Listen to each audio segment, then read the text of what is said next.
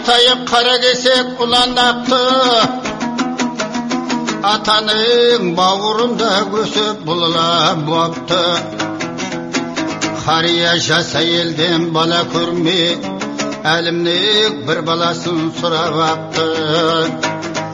Ұланақ деп атайған атасы оған, жас кезінде болыпты балбыр болаң.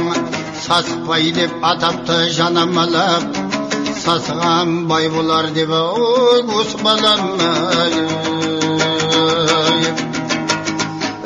Тілегі атасының қабыл болған, өрісі лалақтың малға қонған. Ұлы боп қара кесектің кете барған, шаңыраққа ие боп кие қонған. Ұланақ екі ұл көрген есіл тобылы, тоқымы екеуінің қалың шоқыры.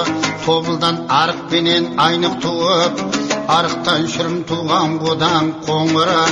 Айнықтың бос қозымен кегей қалған, бос қоздан көрбейді жалғыз әлжан.